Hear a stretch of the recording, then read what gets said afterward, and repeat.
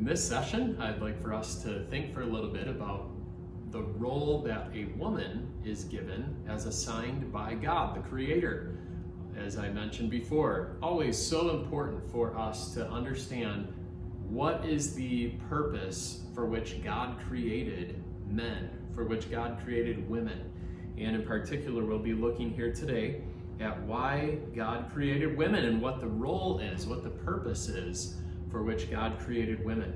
It's so important to remember that in this world that we live in, there's going to be all kinds of messages thrown at us, through movies, through TV, the commercials, billboards, friends, people we work with, all kinds of interaction in this world in which we are bombarded by all kinds of other opinions and thoughts out there.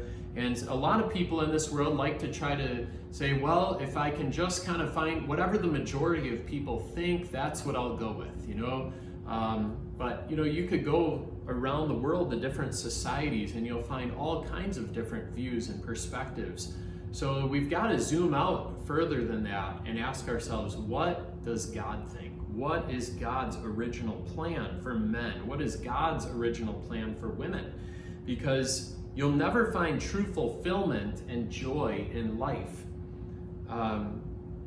until you find out what God's original plan is for men and for women, and whatever subject you're looking at, whatever you're thinking about. It's always important to remember too that the world around us is communicating this message that women are not worth much unless they have a particular career and they have leadership roles in life. And really that is just the message of this world. That's something that people have thought up. And it's good to remember too that we as people are we have sinful hearts. Because of Adam and Eve's rebellion against God, all of us as descendants of Adam and Eve in the human race have a heart that is cursed by sin. And so we don't naturally follow after God's plan. We don't naturally desire to do what God wants. And there's a great deceiver in this world. Jeremiah 17:9 says that the heart, or our thinking system inside our human being, the heart is deceitful and desperately wicked, deceitful above all things. Who can know it? And so that is important to remember, that we have hearts where our operating system inside of us is naturally deceitful and easily deceived. And so therefore we need to be careful to go to the source of truth, the source of absolute truth that God gives us right here in this amazing book, the Bible. Tried and true, it's endured the tests of time throughout the ages, and it is an amazing book. But this world around us they're the ones that say that a woman is not worth much unless she can have her own career, her own leadership roles in life. But originally, when God created everything, he said it was good. All the things that he created, he said it was good. But after he created Adam, think about what he said. He said it was not good for him to be alone. And so in a sense, Adam was not complete. It wasn't satisfying to God the Creator that Adam was only created and not Eve. You see that in Genesis chapter 2, verse 18.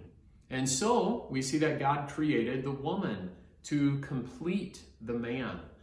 And that doesn't mean that it is God's perfect will for every person to be married, but at the same time, in general, most people end up getting married, enter into a marriage relationship, and that's another subject that can be covered another time.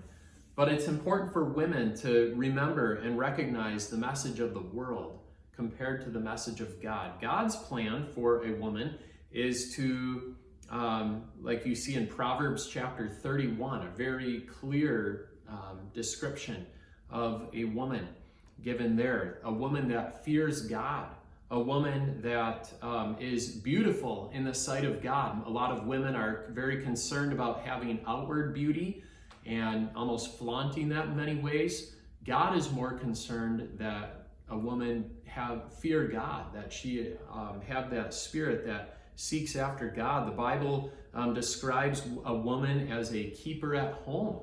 And I'm not saying that it's wrong for a woman to have any kind of a job.